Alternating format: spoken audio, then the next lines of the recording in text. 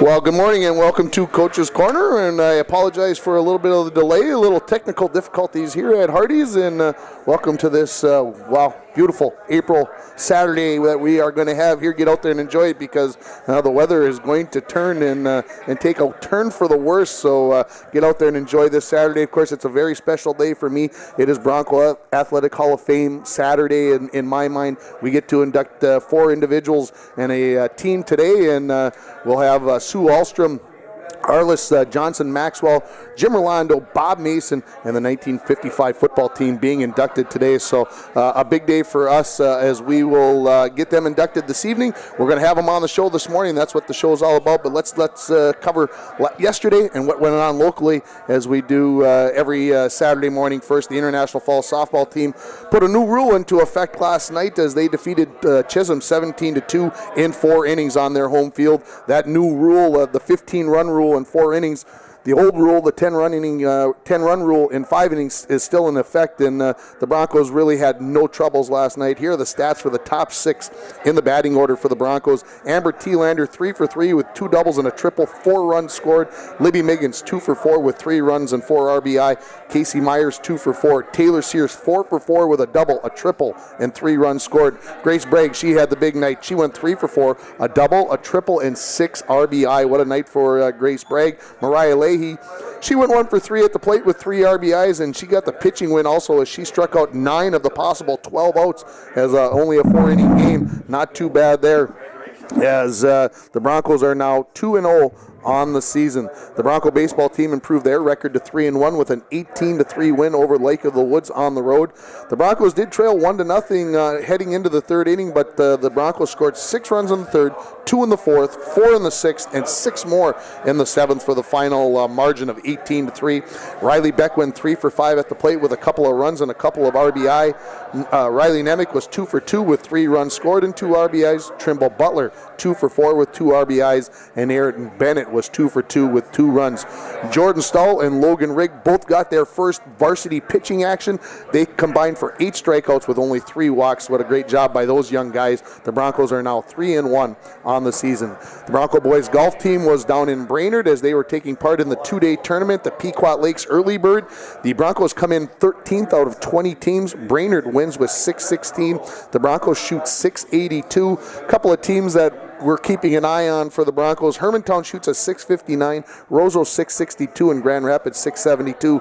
So the Broncos fare very well. Yesterday, Brady Wright shoots an 81, Josh Can an 82, Josh Millett an 85, Gus Lawrenson 91, Ethan Alleman 94, and Sammy Maxwell shot a 102. And I can tell you right now that those are actually Friday scores. I put the wrong picture in here because I can see that was from day 1, and I apologize. I believe Brady Wright shot a 79 yesterday, so that shows you that you make mistakes even when you're trying to put the right picture into your document. The Bronco girls golf team was also in action. Their first action, they were down in Jordan. Kenzie Wenberg shoots a 92, Olivia Besch an 85, Maggie Roeder 98, Morgan Rasmussen 99, and Olivia Wright shoots 100 as the Broncos are in 5th place in that tournament down there in Jordan. Of course, there was a big track meet going on at the Falls High last night. It was a junior high track meet. The Bronco girls 6th and 7th grade teams came in first.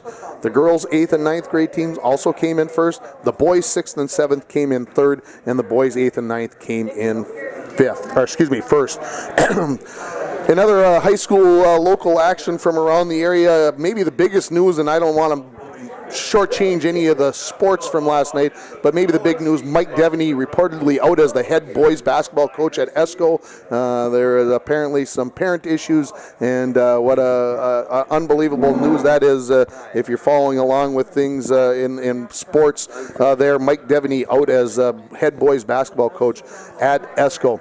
In baseball action from yesterday, Aiken 15-5 over Rush City. Deer River 8-4 over Black Duck. Hinkley Finlayson shuts out Ely 8-0. Here's a scoring fest. Virginia 15, Chisholm 13. Carlton puts the 10-run rule in effect, takes down Moose Lake Willow River 11-1.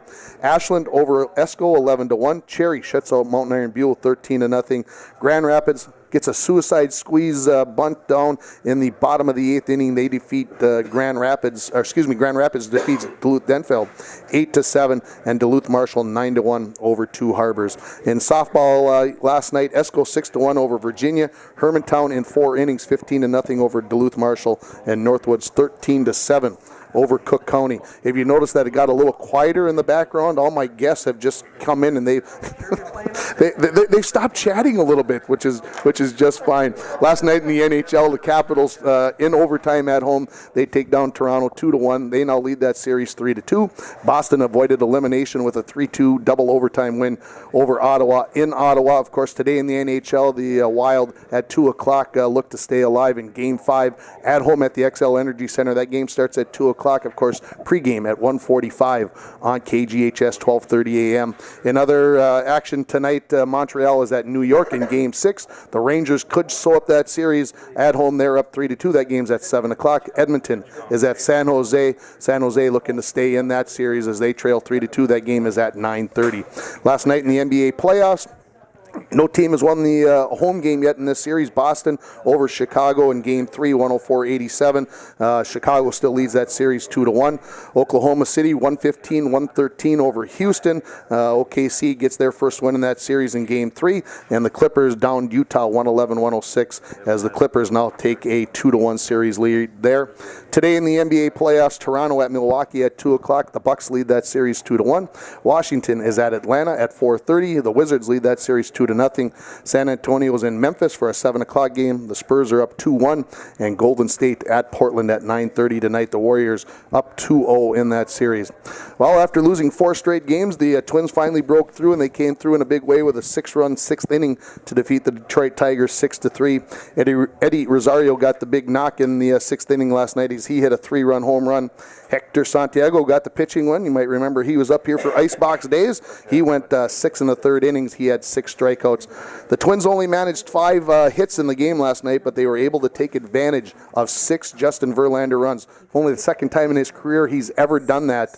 The two teams play again at 1:10 this afternoon, 12:40 pregame on K104 as the Twins send Alberto Mejia to the hill and the Tigers counter with Matthew Boyd.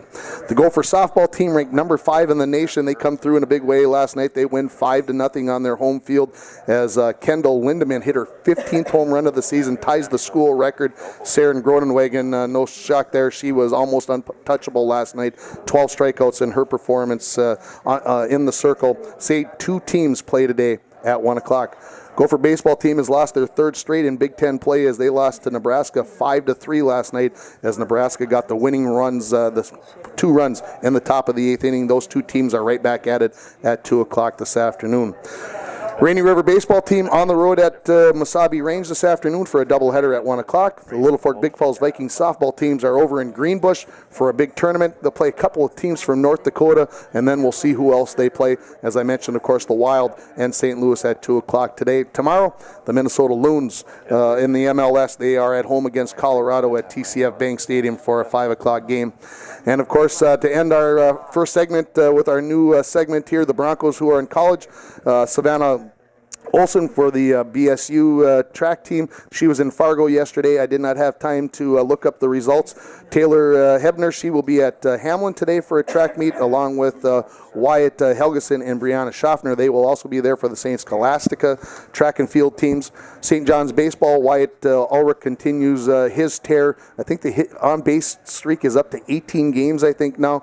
He's got a doubleheader against Augsburg today, and they got a single game against Scholastica tomorrow. Cassie Tomzak for the Rainy River softball team, they are at home tomorrow at noon for a doubleheader at the Rainy River softball field. And, of course, I already mentioned Ben Humbert with the Gophers. They are home against Nebraska today. I'm trying to rush through this. We want to get these very important people on the air. We'll take a short break. We'll come back with the inductees to the 2017 Bronco Athletic Hall of Fame. You're listening to Coach's Corner, live from Hardee's on K104 and online at ksdmradio.com. You guys sound pretty close. Welcome back to Hardee's, and for our second segment of Coach's Corner, and I'm joined by 5 very important people this morning here. Susan Ahlstrom, 1972 graduate. Phil Johnson, 1956 graduate with the 1955 football team. Arliss Maxwell, 1980 graduate, right, Arliss? I got that right? Bill Mason, substituting for his twin brother Bill. You will never even notice the difference. They all talk both the same way. They look the same way. Everything will be good. 1981 graduate? 80, 81. 79. 70, oh my goodness. 79. And then our good friend Jim Rolando, a 1945 graduate of Ely High School, right? Right. 1945. We got everybody here. Welcome this morning, and as long as I don't know how this order came out, but we'll go with this. And Sue, I'll just start with you. Congratulations, the second time you're going to be inducted into the Bronco Athletic Hall of Fame. A couple years ago with the 72 track team, now going in individually. Talk about a little bit what it means. Oh, I'm thrilled, and I tell a lot of people too I'm accepting this, but not necessarily for me, but for all the women that didn't get the chance to play or didn't get the chance to excel. And a lot of we had a tremendous athletes around my time, and if we would have had sports, I think we would have done amazing things. I'm maybe previewing a little bit about my speech tonight because I kind of went that direction with your speech. Did you feel like maybe you had a responsibility because you had the chance to participate? Do you feel like you had to go out and make it available to other girls and try to be successful to be a role model for younger girls? After the fact, yeah. I think when we were playing, we were just thrilled to be playing, and same thing the first couple years of college. When I graduated, I was pre-med, and I changed my path because I did want to make sure the opportunity was available for girls all the way through.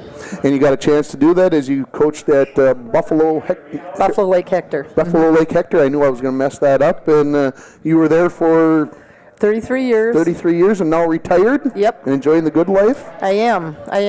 Absolutely. I have to admit, a couple of weeks ago, I was very jealous of you. You had a chance to go down to Dallas, right? Yep. And watch the women's Final Four, and you were there when UConn knocked them off. It was a rocking place, let me tell you. I also have the opportunity for the last 7 years to work with the top 24 volleyball players in the U.S. For Under Armour, we bring them in for the Final Four volleyball. And just getting to meet and work with some of those, and it's a fabulous time. Any Final Four you can get to. Back to the 72, and what my impression was there. I've been so blessed. I've gone to 7 continents, 46 countries, climbed the highest mountains, done the rivers, but nothing compares to being the first state champion. Yeah. Something that can never be taken away from me. Absolutely, absolutely. Phil Johnson from the 55 football team, your second opportunity to be inducted into the Bronco Athletic Hall of Fame. You went in a few years ago with the 54 team.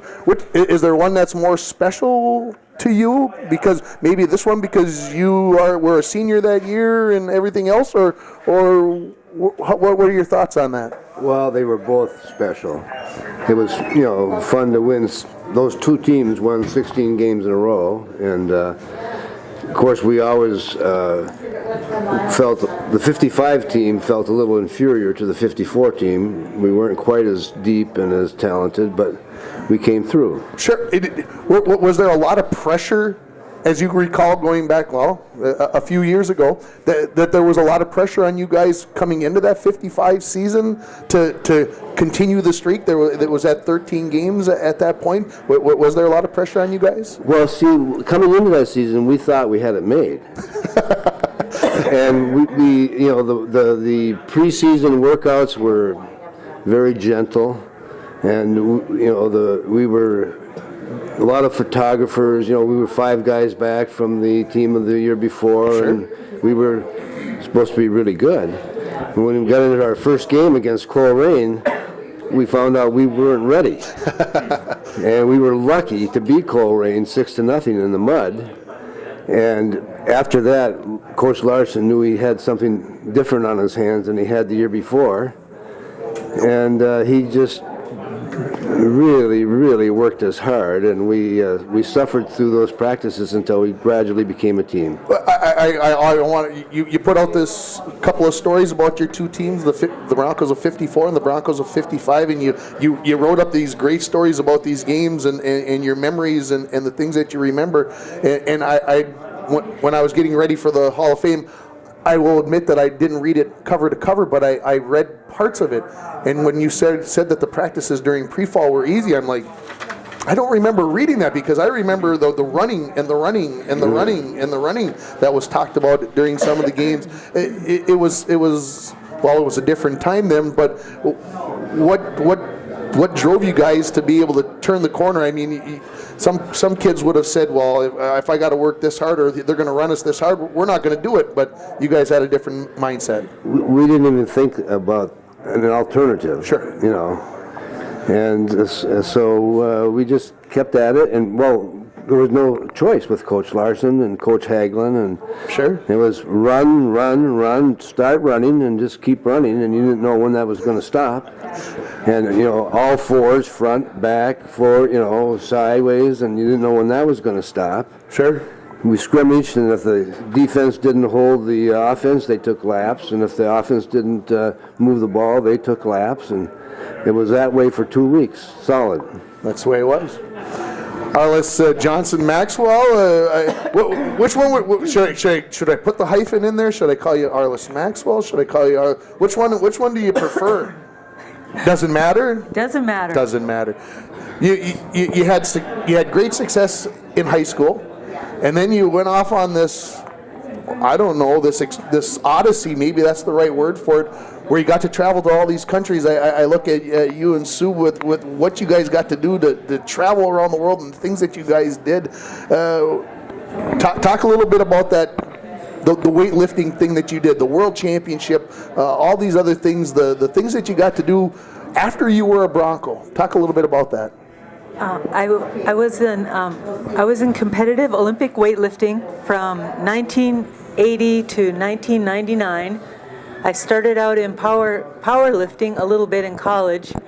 I graduated college in 1984, and I began weightlifting, Olympic-style weightlifting, and in 1984, we were the first ladies that ever were adopted into the sport of weightlifting. They changed the bylaws of the weightlifting, the Constitution for weightlifting, and we were introduced to the world of weightlifting. I think there were 30 women, and we competed in Budapest, Hungary in 1986.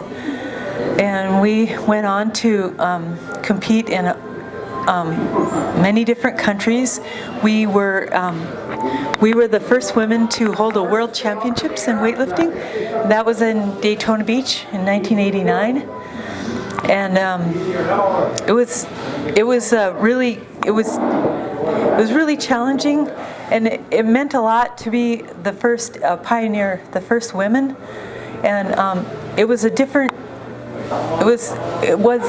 but not different from all the other weightlifting, because it's you against the weight. It's an inanimate object, and you have to defeat it, or it will defeat you. Wow, that's pretty good stuff right there. You talked about competing in weightlifting competitively for almost 20 years. Is there one event, one thing, one competition that maybe sticks out in your mind that was more special than the others, and if so, why was that one maybe more special than the others? The World Championships in Daytona Beach was the first one for women, so that was really special. I had a world record for a little time, maybe a few minutes, or I can't remember exactly if it was that day or if it was a month or two or something. But we hosted that, and that was really exciting.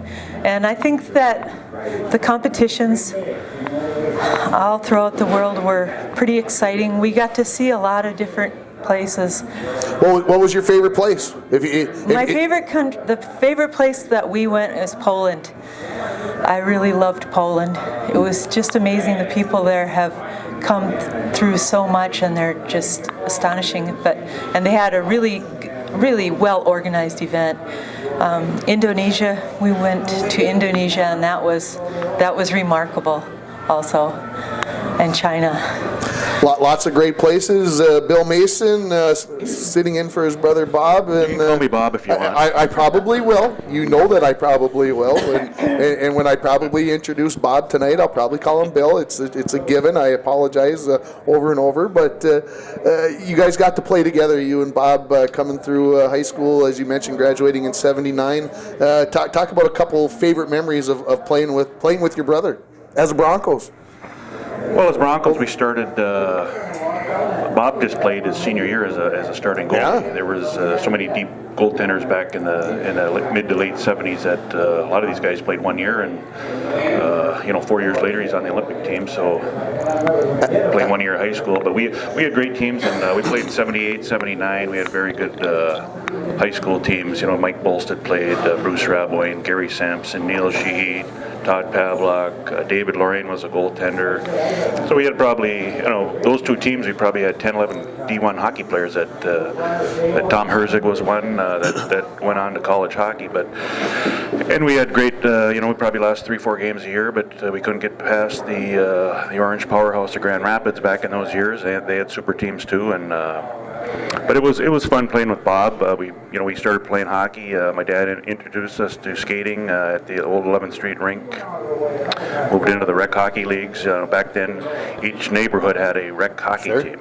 You teamed up with your neighborhood buddies, and that was your team for the rec hockey season. So we traveled to Carson Loopy rink, we traveled over to 8th Street rink, traveled to 11th Street rink and play the different neighborhood teams. So and it was all our grade. Each grade had their own league. So we formed a lot of friendships with all the kids in our grade for hockey, and we had a lot of kids back then, and it was very competitive. And one game, our team didn't have a goaltender, so Bob put the pads on, and we won that game. We didn't win too many games. Our rec team didn't win too many games that year, but we won a game with Bob playing net, and he stayed in the net from then on, and moved on to Pee Wee hockey. Like I said, Bantam hockey, high school hockey. We both went to Green Bay after high school. Played for the Green Bay Bobcats. Bob was the All-Star goalie for 2 years in a row there. I was fortunate enough to make the All-Star team. We traveled to Switzerland one year for a USHL All-Star event over in Switzerland, and then we both went to UMD. Coming out of Green Bay, Bob had a full scholarship. I was kind of a glorified walk-on. We both went to UMD. Our first games, Bob got the win, and my first game at UMD, I scored a hat trick in the victory. And we played for 2 years at UMD. Well, I played 3 years at UMD. Bob played 2. He was a stellar goalie in the WCHA back then. Was MVP of the 82-83 season. Then he got selected to the 1984 Olympic team. And again, he turned pro after that. And that's when our two teammateship, or playing together, ended. In the 83-84 season when he went to the Olympic team and then on to pro hockey. Yeah, I think about some of the things that he's got to do since then. I got to sneak peek his acceptance speech that he sent to us yesterday, and so he's talking about going to the White House and getting a chance to be there with being a part of the Olympic hockey team, and actually getting to play goalie against President Ronald Reagan at the time, and those kinds of things. And your parents get to go there and everything else, and then the run through the NHL for the next 9-10 seasons and everything that goes on there. Does he talk about maybe one special game? Does the Easter Epic ever come up, or does he talk about those games with you guys, or don't you guys hash those out? We talk about it a little bit, and that was outstanding, one of the best Game 7s in the NHL history. And he talked, I think the last game with St. Louis, he talked a little bit with Kevin Gorg about that. And I forgot he had a broken skate in the game. the New York Islanders scored the tying goal with him playing with a broken skate, and they couldn't fix the skate till after the third period got done. So he played the rest. He said he played like 5 minutes with a broken skate, and got it fixed, and went on to 4 overtimes, and eventually lost the game. But we talk about that a little bit, and we just reminisce now and then. And is it more about when you guys played together with the Broncos and what happened at Green Bay and UMD, or do you guys talk more about what's going on now with him coaching the Wild and you being here in the Falls and going golfing and because you guys are very good golfers and all that? I mean, is that kind of where?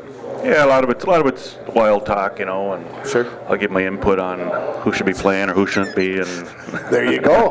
who's doing the good things and not sure. so good things. But we always talk about that and talk on the phone a lot. And, but again, we golf a lot. It was kind of a twist of fate for my brother. Actually, coming out of high school, he was our number one golfer on the Bronco golf team.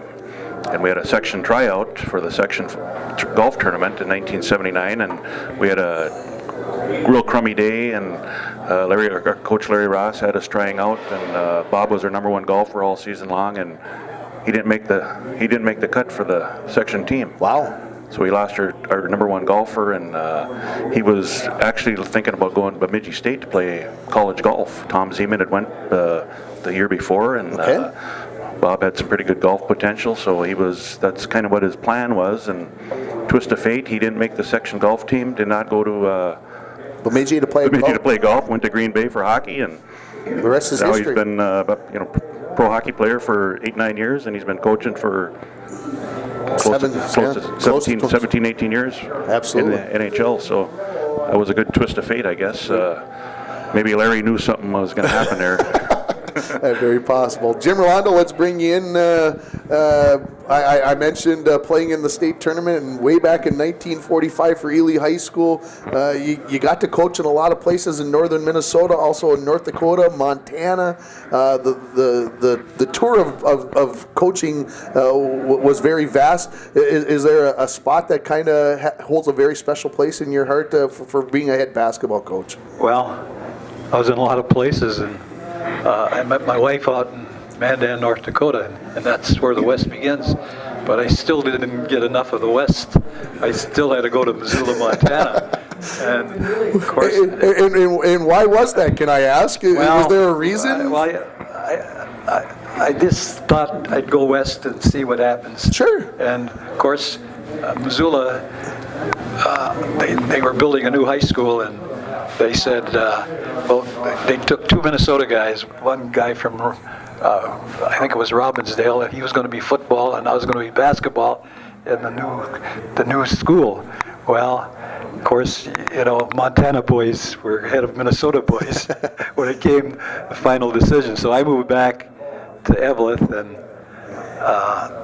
and then eventually I got up to the Falls, and of course. I don't remember too many statistics or too much about great players, but I have one story I got to tell you about. Sure.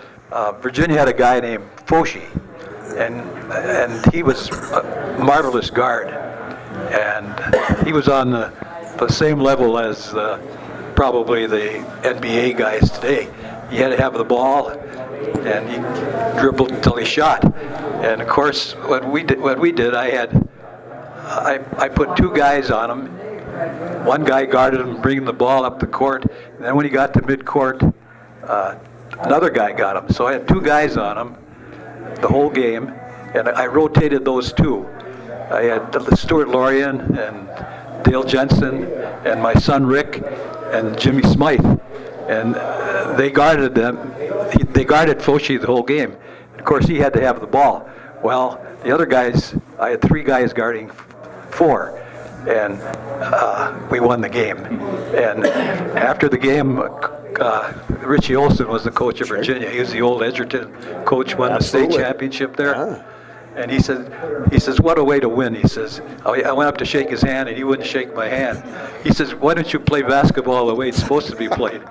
So anyhow, that was a story I got to tell you about. Well, I thought maybe you might have told them, well, I wanted to win. That's how you're supposed to play the game. You're supposed to win, right? But anyhow, I always remember that story. And the Foshi was being recruited by Kentucky, and I think he did go there, and I don't know if he lasted or not. I don't recall. But anyhow, it was. I've had a good time coaching, and it's been a lot of fun. But I kind of wish I'd stayed coaching rather than become an AD. Well, that was one of the things I was going to go into, was about the fact that you came here in '71 and you coached until '82, and then you took the opportunity to become athletic director. And at that time, you couldn't coach and be athletic director. At the time. It was that was kind of the rule. You said you regret it. Why? I grew up with basketball. Up at Ely, we had outdoor shooting, outdoor courts, and I got to like it a lot. And I liked it right through the time I retired from coaching. And I always kind of wished I could have gotten back into it. Well, you got back into a little bit with your son Donnie up here at Rainy River, and with him coaching at Grand Marais. I'm sure you and him spent a few minutes on the phone talking basketball. I've made many trips to Grand Marais, and in fact, he got into the state tournament there in these last year, and then of course. They were losing students, so he was one of the first to be cut. Then he came to Rainy River, and I helped him there for about 4 or 5 years, and that was a lot of fun. Yeah, and that college basketball, the junior college basketball is a little different than the high school, a little more up and down. Well, they all thought they were NBA guys. Absolutely. And they would dribble until they shot. Didn't have to have too much teamwork. There you go. We're going to take a break, and we're going to come back with more with our inductees. Stay with us. You're listening to Coach's Corner, live from Hardy's on K104 and online at ksdmradio.com. We were the last class. Well, welcome back to Coach's Corner for our next segment, and back with our Bronco Athletic Hall of Fame inductees. And I'll start again with you, Sue. You talked about being a state champion in shot and discus back in 1972, a part of the state championship team that you guys tied with White Bear Lake. Was there a moment during that 72 track and field season, because it was the first time that there was ever a state track and field meet for girls? Was there a time during that season that you kind of felt like, I got a good opportunity to do this and be a state champion? No, surprisingly, we didn't even know we were good. We didn't have a clue. Our motivator was our coach said if we won state that she would take us out to dinner and we could order whatever we wanted. And that seemed to work. I still used it coaching when I was coaching. It's just one of those things that, so we were just kind of surprised. One thing that was kind of interesting is they did report, they had an article in the paper, but it wasn't on the sports page. It was on the society page about the track meet. So there was nothing actually in the sport page that said anything about the track meets. So that was kind of interesting. That is very interesting. I found it interesting in my digging over the past couple of years, like I said, with you being inducted for the second time, that you were the mascot for the hockey team. I love that. That was just really a fun time, and we went to state, of course. Sure. So, that was just a real fun time. Great memories from that as well. Yep. When the 65 and 66 teams were inducted, the hockey teams, were inducted into the Hall of Fame over the last couple of years, the cheerleaders, and I think it still holds true to this day here, even in the Falls, the cheerleaders are part of the team. I mean, those women came back and said they felt like they were as much a part of that team as the guys who were actually on the ice. Did you have that same sense? Yeah, we were really close with especially the seniors. Our 72 was they had quite a few seniors on the team, so we knew all the kids or the boys from class and stuff like that. The one thing I remember is we had a choice. We had a station wagon. We could either have the one that had the heater or the one that had the radio, and sadly we chose the radio. So but we all were in one car, one station wagon, so you had 2 or 3 people in the back, so you stayed pretty warm anyhow. You went off to Bemidji State, and you participated in track and field there, but field hockey. Played field hockey, basketball, and track there. In the field hockey, we had none of us saw the sport till we played it. You know, the first time you saw it was when the first game you were in. And I was lucky enough to be advanced as an individual my first 3 years. So my sophomore year, they sent one other girl and I out to Boston alone on a plane. You'd never have that today, and said, have a good time, and, you know, we hope you come back, that sort of thing. But my senior year was the first year they had nationals as a team, and we ended up fourth. And I thought we maybe could have even done a little bit better. They had a thing called penetration time, and what that was is if you could keep the ball inside their 25-yard line, they ran a clock, and we lost the game to go into the finals by 10 seconds, penetration time. So it was an interesting sport. It's not a sport that's big in the U.S. I was just in India in February, and on the TV I had a choice usually of watching cricket or field hockey, and surprisingly it's advanced so far over there that they have video reviews on their scores and things like that to see if that was a potentially dangerous hit into the goal or whatever. So yeah, it was kind of fun, real exciting. You got to go coach for many years. You took your volleyball teams to state. You started, I think if I remember right, started the softball teams. Started the softball team. Is there one maybe coaching memory that kind of sticks out above the others for you? You know, we took second one year in state, and we played Central Minnesota Christian, and they had 2 Division I. One girl went to U to play, and another girl went to South Dakota. We gave up 6 to 8 inches every position. They were obviously way taller. Their setter was 6'2", our setter was 5 foot. And we played them in our conference, and we knew we weren't going to win state, but we knew if we got second to state, that was the best we could do. So the match got over, and my kids were hugging and jumping, and there was no tears. And people said, if I didn't know better, I would have thought you won. And I said, we did. Yeah. Taking second in state shouldn't be something that you're crying about, especially if you know that that's your potential. So that was a super lot of fun. Phil, second in the state, we'll talk about. You guys were voted third in the state after you guys went 8-0 in that 1955 season, after the 54 team had won the state championship. Did you guys at that time feel that was a fair rating, that you guys were the third best team in the state? Yeah, I think we did. Yeah, it was something, you even said it in our first segment. You said that you guys felt like maybe you didn't have quite the horses that the 54 team had. That's true. Who was on that 54 team that was lost, that you guys lost coming into that 55 season? Well, you know, there was Bronco Nagurski and Arms. We call him Porter, Mike Porter. He was a linebacker. We call him Arms because he was just always flailing his arms all over the place, and fierce, you know. And Doyle Harchie and Jim Glowak and Choo-Choo Damage, Larry Choo-Choo Damage. Sure. You know. So those guys were gone, and we were rebuilding. And but we had 5 guys back, 5 starters back, and it turned out to be a good nucleus, and we finished real strong. Talk about some of the other teammates on that team of that 55 season that kind of stuck out and made an impression and allowed the team to go to 8-0 that season. Well, you know,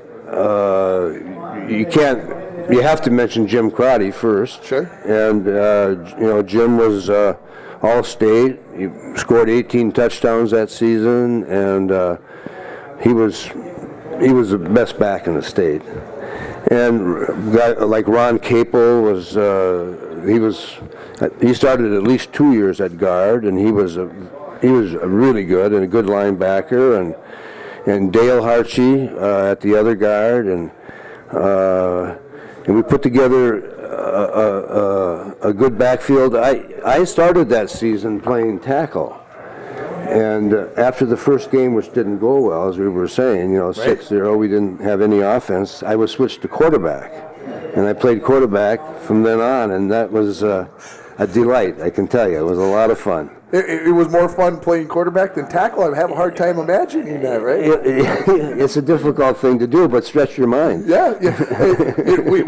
We always... I had to learn all the plays pretty quick. Well, yeah. When I had the advantage, I knew the line plays because I was playing tackle, But it was my total surprise. I mean, it didn't go well, as I said, that first game, but we luckily won. And then all of a sudden, on Monday morning or Monday afternoon, Coach Larson says, "Phil, we want you to play quarterback." I had no idea. I don't know what kind of conferences went on about deciding that change, but it ended up well for me. I think about that at those times back in the 50s, and of course things really haven't changed around here for the Broncos. We run the football. That's what we do. Did Coach Larson let you throw the ball around a couple of times? We passed quite a bit. Quite a bit? Yeah. And who were you throwing the ball to? Well, a lot of passes went well when you just threw it about 15, 20 yards out to the flat to Jim Crotty, and he ran for 40 or 50. Sure. And but we averaged 10 yards per pass attempt. Not too bad. You know, so it was a good part of our offense, and so we had a nice offense. What about the defense? Because there were I think 3 shutouts that season. I think you guys only gave up, if I'm going off my memory now, I think only like 5.8 points per game. The defense must have been pretty stout. The defense was stout all the way from the very beginning. I mean, Colt Rain didn't score against us, even though we barely did anything ourselves. But yeah, we had a good, tough defense.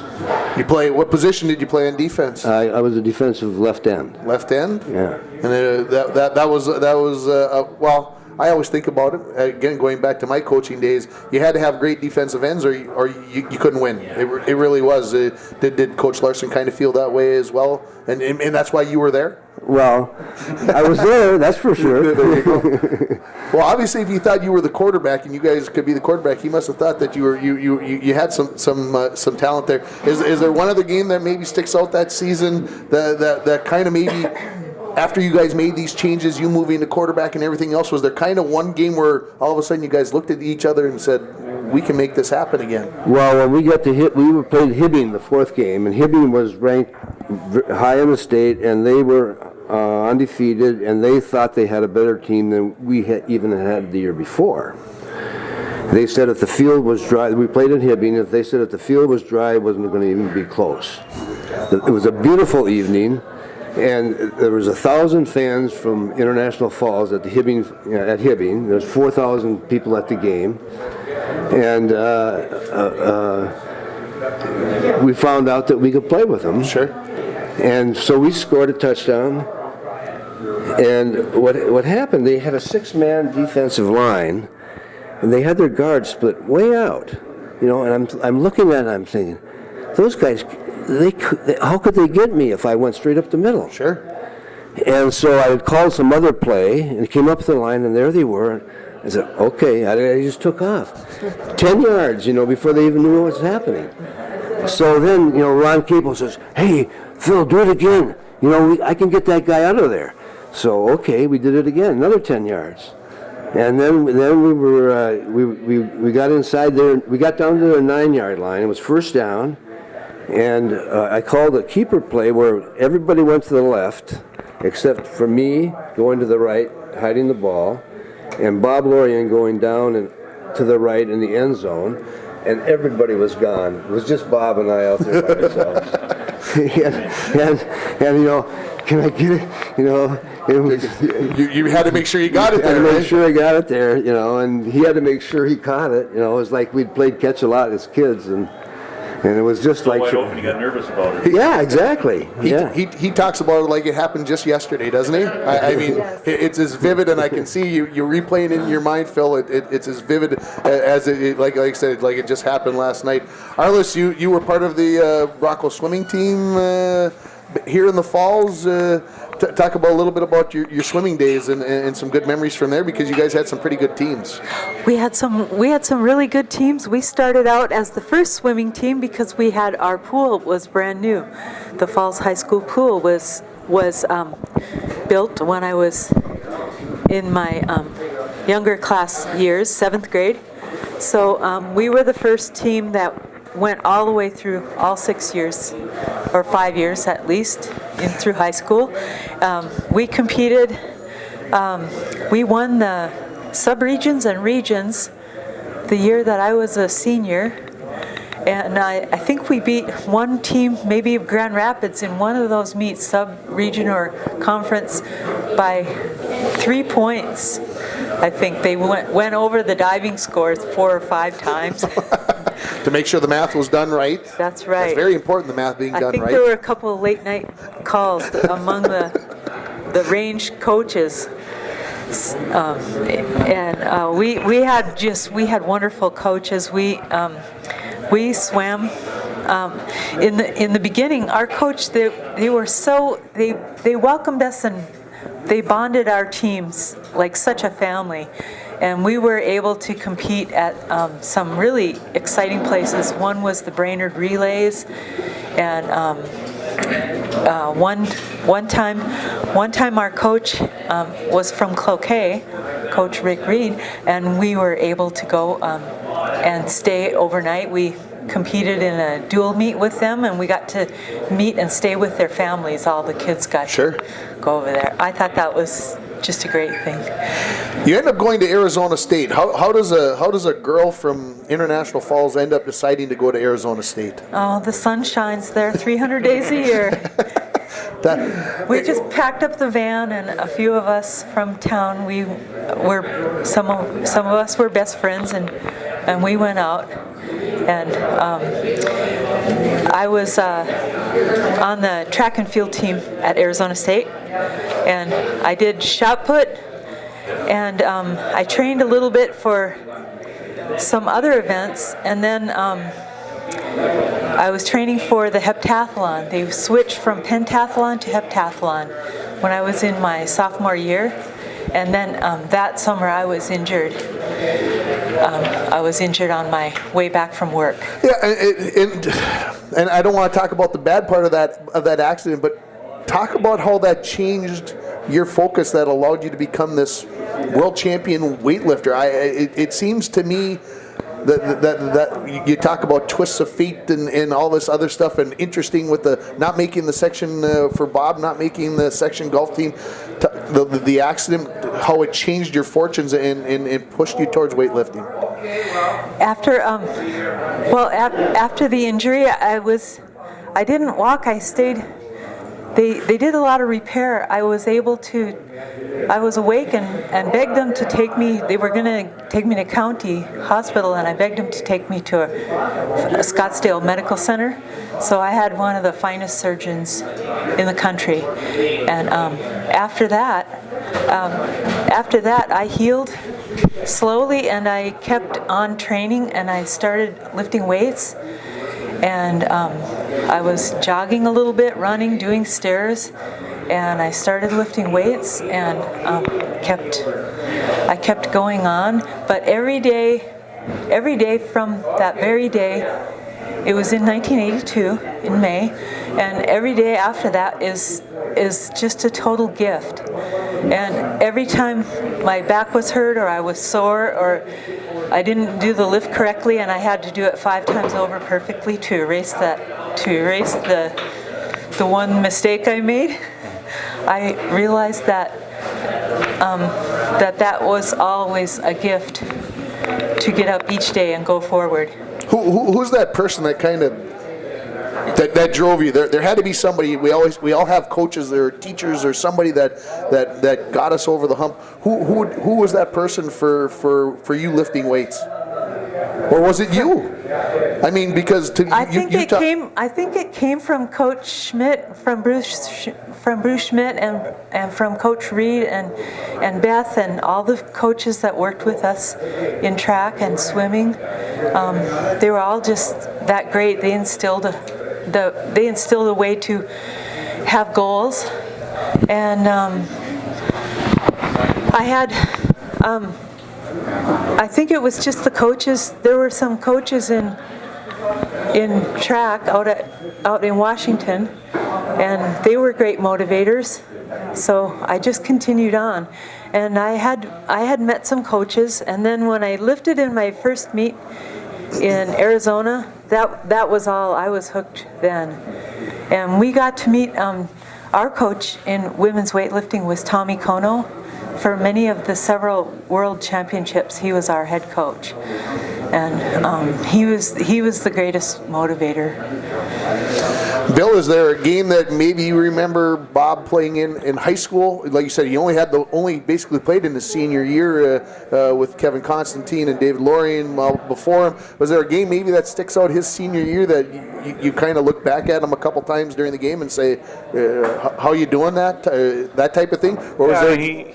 He had some decent games. He had a good strong team in front of him, but he'd always come up with some big save. I can't really pinpoint one particular game or anything, but I think he was kind of a late bloomer as myself. We kind of took off after high school. His game really developed in Green Bay. Going to Green Bay, and that was the first year of the USHL that year, 1979-80, and I had gone in 80-81, but he was the MVP of the league. I made the All-Star team. I went there year 2 with him, along with Jerry Bolstead, our girls hockey coach. We all lived together down in Green Bay, and Bob and I made the All-Star team, and he was by far the best goalie in the league. And he had a full scholarship on the table from a number of schools, and he chose UMD, and so I think his game really evolved after high school. And is there something that you can pinpoint to why that happened? I mean, was it probably a little maturity, understanding the game better, the position. Probably all the pucks I shot at him in the basement when we were younger. I'm sure that had a little bit to do with it. Absolutely. He played Tony Esposito, and I played Phil Esposito, trying to score on the NHL brothers that we kind of idolized back when we were watching those guys in the pro hockey. But we spent countless hours in our basement shooting. I was shooting pucks on him, and I'd play goal, he'd shoot on me, and so I mean little things like that. That kind of, I think, improved his skills for goaltending. Funny as it sounds, just monkeying around like that, but the more you do it, your skills get better, and they got good enough that he, took him a long way. What makes him a great goalie coach? He's obviously, coaching is such a fickle thing where coaches get booted around. They were someplace for 2 years. He was with Atlanta for a couple of years and then got a chance to come up here with the Wild. He's been here now, it seems like forever. We've been talking about him being the goaltender coach. What in your mind that you see in him makes him a great goalie coach? Well, I think, to me, he just understands the position so well, and he's got the mental frame for the goaltenders he can talk to a goalie. He's got the mental frame of mind that goalies have. He knows what the goalies need to hear, being a former goalie. So I think he's just, I think he's picked up a lot of good coaching tips, from his former coach Warren Strelo with the Olympic team, and he coached him in. Warren was from Mahtomedi, Minnesota, and he was 1980 Olympic coach with Herb Brooks. He was the 84 Olympic coach when my brother was on the 84 team. Then he was a Washington Capital coach when Bob was playing with the Capitals, and he kind of learned a lot of goaltending tips from Warren, and that's basically how Bob got into goaltending coaching, is from Warren Strelo. So I see Jim. He's going for his folder. He's got a story he's thinking about. Well, you've been listening, and now you got something in that folder. Well, I'm just going over, the 11 years of coaching in the Falls. You can't remember all the stats. Sure. Who the good players were. I remember most of them, but trying to think back of what our record was. I'm getting older, and it's tough to remember all those things. So, but anyhow. And what did you get a chance to look it up? Because I was just trying to figure out which team was my best team. Yeah, that's good. That's a great thought. And I get these booklets from you every year, so my old one, I tore out the pages. Sure.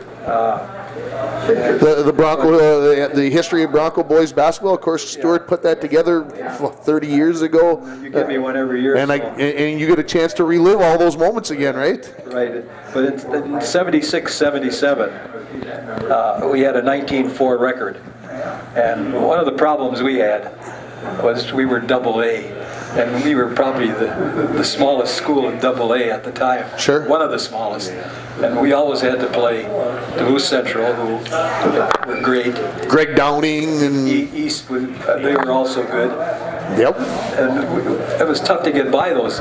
If we had been Class A, like Orr would go to the state, and we'd scrimmage Orr, we'd beat him easy. Right. But we weren't in Class A. We were playing schools that had probably five people going to college. Sure. Maybe one Division I, and the others probably small colleges. Well, we were lucky to get guys to go to junior college, and we had to compete against it. But we still did good. We had a lot of good players, and one of the teams was 1976-77, and we were the Iron Range Conference champions. And then by that time, they had divided the region into a sub-region. And we had to play 2 games in the sub-region, and then we won that. We had to go against probably the other sub-region, which was Duluth Central or Duluth East ordinarily. Sure. And we had a tough time getting by them. But some of the players were like Tim Wren. He averaged 22 points a game, and Rick Matisky. Rick was just outstanding. He was a good defensive player. He could shoot good and dribble and play good defense. Could steal the ball.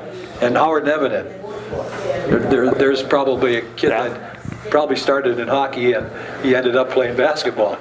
But anyhow, he was very quick also. Sure. Very, very good.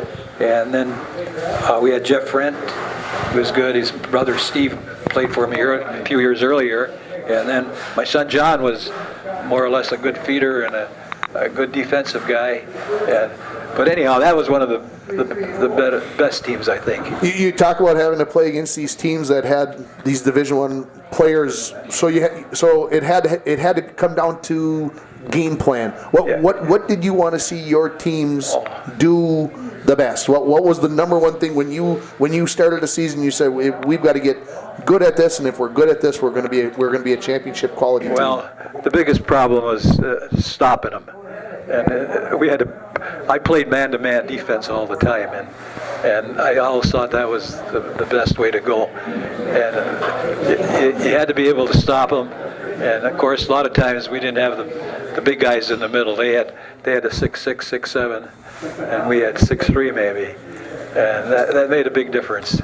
So, but yet you told your kid you had to go out there and play that guy man to man. So a lot of help defense, a lot of collapse. A lot of help. Yeah, a lot of help. A lot of like the NBA defense, pick and roll stuff. And we always did pretty good though, and I really appreciate the players I had here. Was there a team that you played against? And I'll talk about the 11 years you were here, 71 to 82. Was there a team that you guys played against year after year that you said, if we can play with that team, we know that we're one of the top teams? Well, in those days, Bemidji was good, and I always played Bemidji twice, and we had a hard time. Bemidji was always going to the state tournament back in the one class. Sure. And then, of course, Hibbing and Rapids. I'd like to beat them whenever we could. So. And a lot of people, we always think about Kevin McHale from northern Minnesota getting to play with the Celtics and everything. But in our first segment, you mentioned Foshi from Virginia. Who was the toughest player that you guys had to defend? He was one of them, and of course we played McHale, and we did fairly good. They beat us, I'm sure, but we held him down okay though. But he had a lot of help too. Absolutely. I want to thank you guys for coming in this morning and making this show so special. Phil, go ahead. Yeah. Well, I just would be very remiss not to mention Joe Crotty from that team of 54. Yeah. Joe was pound for pound the toughest kid in town, and he was a great football player. And if I didn't, and Joe and Jim and Larry Domish and Wade Himes. We didn't have a track, as you guys know. We ran around the football field. Right. But those guys had they won the state 440 relay at the setting a new record, and they just had trained running on the grass. So just to show you how Joe Crotty, as well as Jim.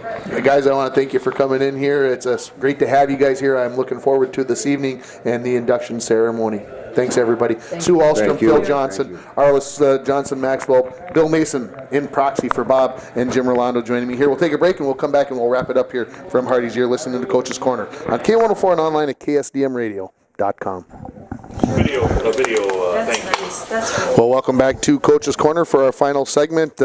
I sure hope you enjoyed the interviews this morning as much as I did. Great stories. I'm sure we could have continued on for hours and hours, and of course that's part of what will happen tonight as we will continue at the American dinner at 5:30 and the ceremony at 7 o'clock this evening with the induction for the 2017 class.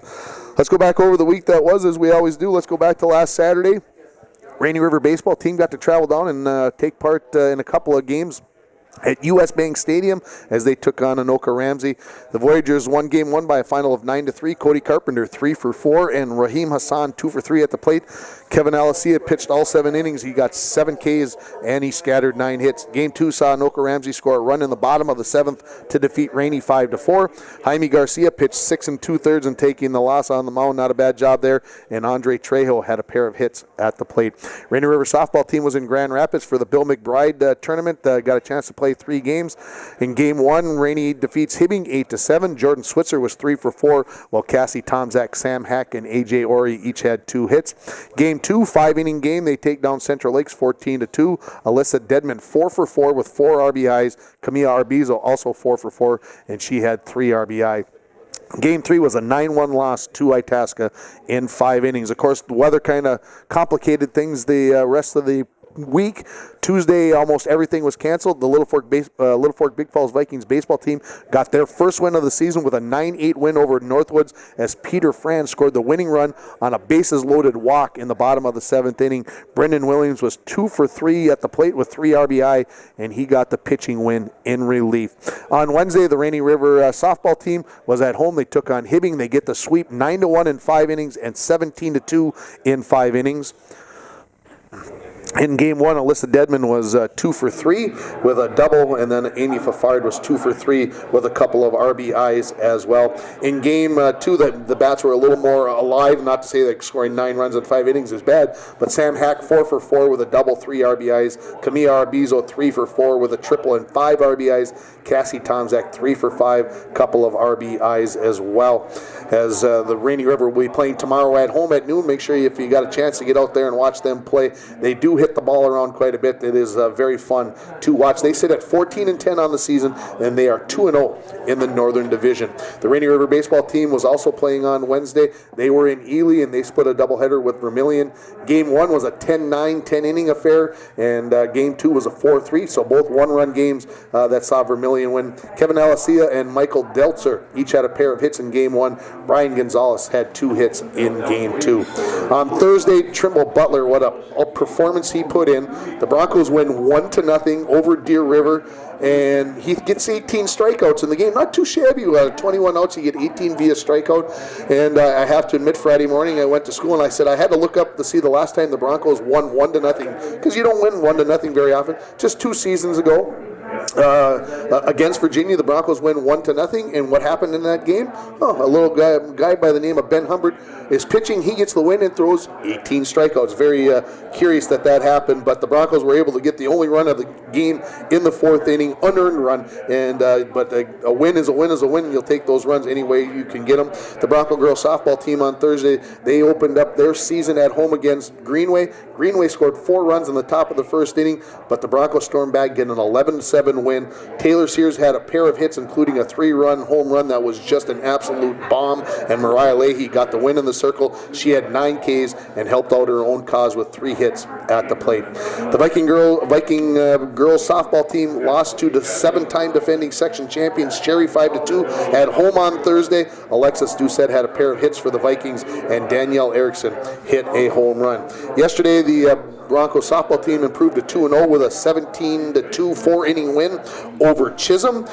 Big day at the plate for a lot of the girls. Amber Thielander 3 for 3, Libby Miggins 2 for 4, Casey Myers 2 for 4, Taylor Sears 4 for 4 with a double and a triple, Grace Bragg 3 for 4 with a double and a triple and 6 RBIs, and Mariah Leahy a good job in the pitching circle again. She got 9 strikeouts for the 2nd consecutive day as the Broncos improved to 2-0. The Bronco baseball team went on the road. They defeated Lake of the Woods 18-3, and the Broncos are now 3-1 on the season. The Bronco boys golf team in a 20-team meet down in Brainerd. They come in 13th with a score of 682. Brainerd was in first place with 616. The Bronco girls golf team had their opening meet day one yesterday in Jordan, and the girls end up sitting in fifth place after day one. Olivia Besch led the way. She shoots an 85. Kenzie Wenberg a 92. Maggie Roeder a 98. Morgan Rasmussen a 99. And Olivia Wright a 100. Today, the Little Fork Big Falls Viking softball team, they are heading west over to Greenbush to take part in a tournament over there. A very traditional tournament that they take part in every year over there. The Rainy River baseball team is on the road at Mesabi Range for a doubleheader at 1 o'clock. Of course, on our airwaves today, we've got Twins baseball on K104, pregame at 12:40, first pitch at 1:10 against the Detroit Tigers as the Twins look for their second consecutive win as they get 6 runs in the 6th inning last night for a 6-3 win. The Wild, of course, on KGHS, 12:30 a.m., pregame at 1:45. Drop of the puck probably about 2:15, I'm going to guess, with the national TV audience. That game is on NBC today. Tomorrow, Rainy River Baseball is at home against Mesabi Range for a doubleheader, so they go down to take Mesabi Range in a doubleheader down in Virginia today. They come back with a doubleheader tomorrow at Sheila Field at 1 o'clock. I already mentioned the Rainy River softball team at home for a doubleheader at noon with Central Lakes. And then the week is just completely nuts, folks. It really hasn't. And the weather has caused a little bit of that, but it's just that time of the year. Girls golf, they'll be at Virginia for a 4:30 meet at Virginia for a 9-hole meet there. Bronco baseball is at home against Warroad at 4:30. Bronco softball is at home against Grand Rapids at 4:30 on Monday. And the Little Fork Big Falls baseball team is at Mesabi East on Monday. On Tuesday, last home meet for the year for the Bronco girls and boys track and field teams. That gets started at 4 o'clock. All this weather permitting. Remember, it's supposed to be pretty chilly this starting week. The girls' golf team is headed back to the range as they'll be at Hoyt Lakes for a 9-hole meet. The Bronco baseball team is supposed to be at home on Tuesday against Eveleth. The Bronco softball team at home against Bemidji at 4:30. And both Viking teams on the road, the baseball team at Chisholm and the softball team at MIB. On Wednesday, Rainy River baseball at home against Vermilion for a doubleheader that starts at 2. And the softball team for Rainy at Northland for a doubleheader at 3 o'clock. On Thursday, the Bronco boys and girls track and field teams will be at Warroad. The boys golf team will be at Virginia. International Falls softball will be home on Thursday. 3 home games this week scheduled as they will be taking on Hibbing. And then both Viking baseball and softball will be hosting Hill City at 4 o'clock at home on Thursday. On Friday, the boys golf team heads down to Grand Rapids. They'll take part in a 2-day tournament at Pekegama and Eagles Ridge. The girls golf team will be in Eveleth on Friday. The Bronco boys baseball team will be at home on Friday to take on Hermantown. And the Bronco softball team, I already said they're at home 3 times this week. They get to go play 3 games in the IRC tournament on Friday. That starts at 1 o'clock at Deer River. Next Saturday, the boys golf team continues with that 2-day tournament in Grand Rapids. The Rainy River baseball team will be at Hibbing for a doubleheader at 1 o'clock. And the softball team will be at home against Mesabi Range for a doubleheader at 2 o'clock. I know the show has gone very, very long, but again, I want to thank all my guests who were here this morning. Sue Alstrom, Phil Johnson, Arliss Johnson Maxwell, Bill Mason, and also Jim Rolando joining me here this morning for the Bronco Athletic Hall of Fame. Certainly appreciate them being here. Thanks to Ryan back at the station for pushing all the buttons. Thanks to everybody here at Hardee's for taking care of our guests. Thanks to all our sponsors that allow us to bring this show every week, but most of all, thank you for listening to Coach's Corner, live from Hardee's on K104 and online at ksdmradio.com.